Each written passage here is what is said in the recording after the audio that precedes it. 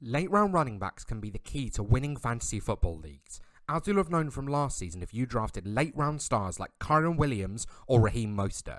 But if you drafted one of the other suggested sleepers like Rashad Penny, he won't have contributed at all to your fantasy team in 2023. So it's important not just to draft late round sleepers, but make sure that you hit on these suggestions in order to bring home that title. In this video, I've got 4 running backs being drafted outside of the top 24 who are prime in place to contribute massively to your fantasy team and propel you all the way to that title. Let's get into it. Welcome to Fantasy Pancake.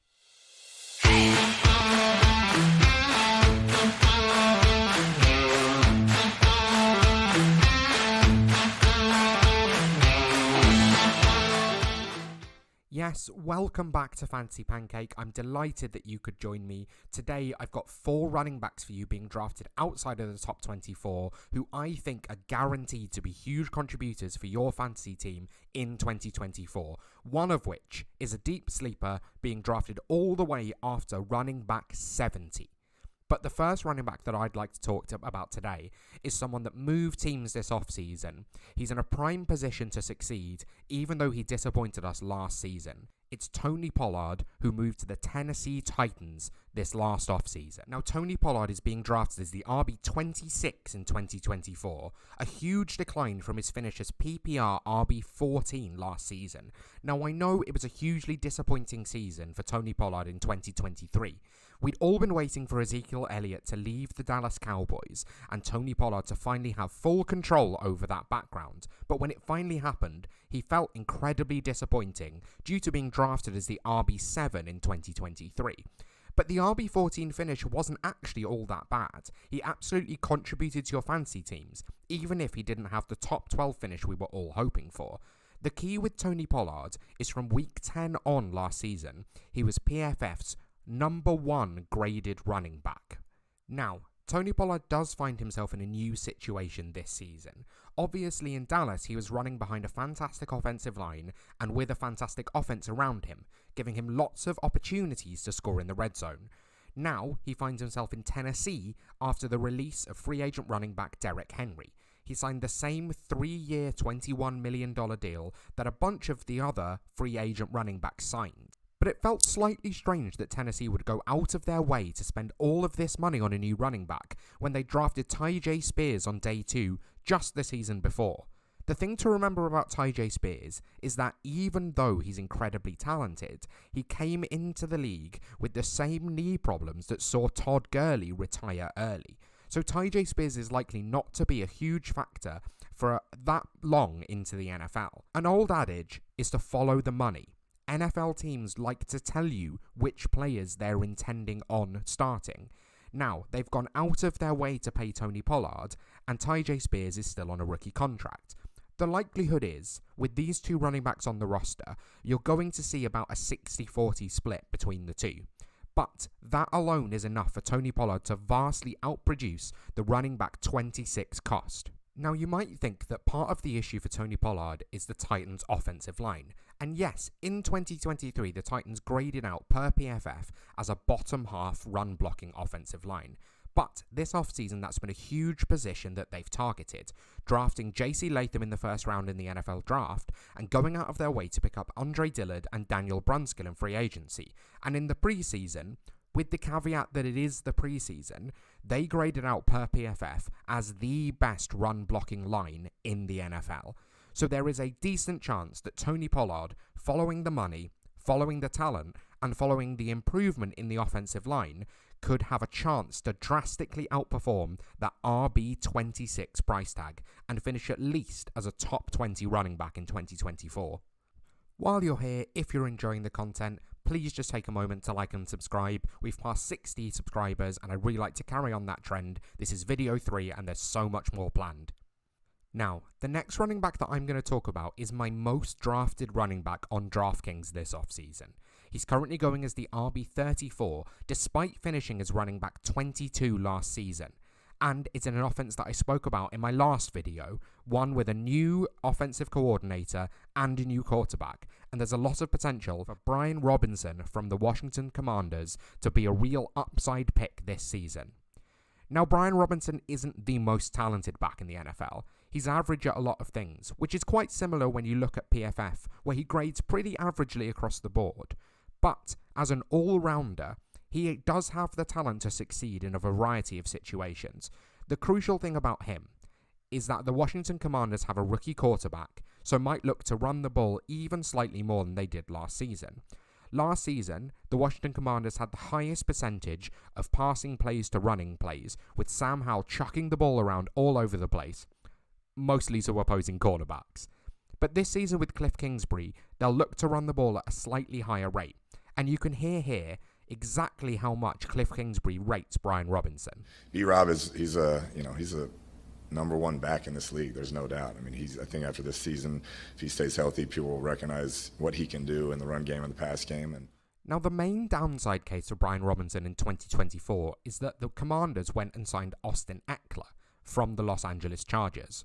Now, Austin Eckler was a confusing piece last season, being drafted as the RB2 overall, but looking completely terrible for the entirety of the season. I did a deep dive on Austin Eckler on my website earlier in this offseason, and I said that I was hoping that we'd hear that he'd had some sort of injury in this past season that would explain what had happened to him and why he looked so slow.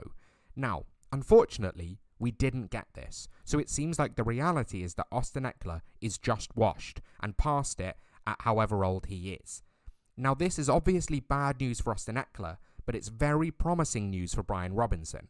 If Austin Eckler is showing absolutely no juice, Brian Robinson is more likely to get a full 3-down workload. Do I think he's going to be a workhorse? No, probably not. But can he get enough work in a high-powered offense, or an offense with the potential to be high-powered with new rookie quarterback Jaden Daniels, in order to completely sustain that RB34 volume and actually outperform that price? Yes, I think he definitely can. And it's why, due to the lower price, I've been drafting a lot of Brian Robinson this offseason. I don't think he quite has the ceiling of someone like Tony Pollard, but I think he absolutely has the floor to vastly outperform RB34 where you're drafting him on Sleeper. The third running back that I'd like to target in 2024 is being drafted just after Brian Robinson at RB35. He's likely to be the lead back in a run-heavy scheme, but he's someone that's still being drafted all the way down the board, just because he's older and doesn't quite have the upside of some of the younger players. Gus Edwards was brought into the Los Angeles Chargers this last offseason. Now, the LA Chargers obviously made a lot of changes this last offseason, bringing in Jim Harbaugh as their new coach, Greg Roman as their new offensive coordinator, releasing a lot of great talented weapons. So they got rid of Austin Eckler, they got rid of Mike Williams, and they traded Keenan Allen. They replaced these wide receivers with not a huge amount. Ladd McConkey came in. They picked up DJ Chark. DJ Chark, I think, is the next wide receiver on the depth chart that they picked up. They've still got Quentin Johnston. And at running back, they had a bit of a committee approach. So they went and signed J.K. Dobbins on a veteran minimum deal. They drafted Kamani Vidal in the 6th round. But before they did either of those two things, they went and signed Gus Edwards for a 2-year, $6.5 million deal. Now, as I said when I was talking about Tony Pollard, money talks in the NFL, and the timing talks as well. Obviously, they went and signed J.K. Dobbins, who was with Greg Roman in Baltimore, but they did it quite late on into free agency, when it was clear that J.K. Dobbins didn't have much of a market and wasn't going to get paid a huge amount, so they could go and take the chance on a back who'd been injured recently, but is incredibly talented if he can get back to it. The problem is, it doesn't seem like J.K. Dobbins is ever going to get back to his pre-injury form. Whereas Gus Edwards was incredible last season considering the cost, finishing as a mid-range RB2 with quite a lot of touchdowns as well. Now, this entire offseason the Chargers have been telling you that they want to run the ball, even so far as when they drafted Joe Alt at 5th overall instead of a wide receiver. Why are we taking the lead back on a run-heavy offense with a good offensive line and very few weapons all the way down at running back 35? I know that Gus Edwards isn't the most exciting piece, and he probably doesn't have the upside to finish in the top 12, but he can absolutely contribute to your fantasy team and vastly outperform that cost with a finish well into the top 24. I know he's old, I know he's not the sexiest names, but old, unsexy running backs can sometimes be the key to success in fantasy football. The last running back in this video is someone that I've been incredibly excited to draft all off-season, and if you've made it to the end, then you're going to be rewarded with this year's deep sleeper. He could be quite similar to Kyren Williams last year. It's his first year in the league, and there's a veteran running back in front of him that the coaching staff are kind of telling you that they don't like that much. The running back that I think is this year's deep sleeper is Audric Estime of the Denver Broncos. Audric Estime is being taken this offseason as the running back 71, which I think is really way too low considering the backfield that's around him. We obviously recently got the news that Samaje Perine was cut from the Broncos, but there's still two other running backs to challenge Estime on the roster. That's Javonte Williams and Jaleel McLaughlin. Javonte Williams is in his contract year, and the Broncos coaching staff are already starting to tell you that they don't see a future for him with the team, starting to rotate him in and out last season, and Javonte has struggled with injuries the entire time he's been in the league. Jaleel McLaughlin has graded really well and performed like it as well since he's been in the league. The problem for him is that he was a UDFA, and the NFL doesn't tend to forget about where you were drafted. Just ask James Robinson, who I think was just cut from his 8th team. Audric Estime has a great chance to thrive this year, but it's probably not going to be immediate. However, going forward, I think the coaching staff see Estime and McLaughlin quite similar to how Sean Payton used Mark Ingram and Alvin Kamara back in his time in New Orleans.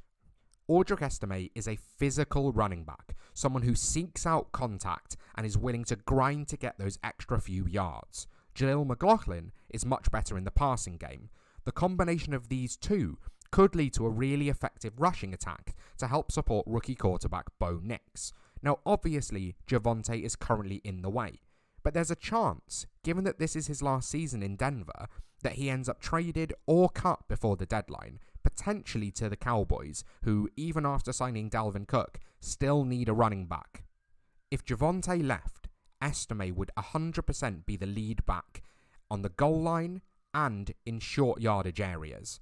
Jaleel McLaughlin is probably going to be more of the passing down back, but Audric Estime has shown enough trust by the coaching staff in this preseason and has performed pretty well that I think he is a lock to outperform running back 71. Not that it takes a huge amount to outperform running back 71, but I definitely think he's going to do it. So, those are my 4 running backs that I think have the potential to vastly outperform their cost this coming season. They're all being drafted outside the top 24, but I think they all have the upside to finish within that top 24 and contribute as RB2s and flexes for your fantasy teams. That's Tony Pollard, Brian Robinson, Gus Edwards, and my deep sleeper, Audric Estime. Thank you so much for watching. Please carry on and watch a few other videos on the channel. My name's Lewis Wood, and I'll see you next time.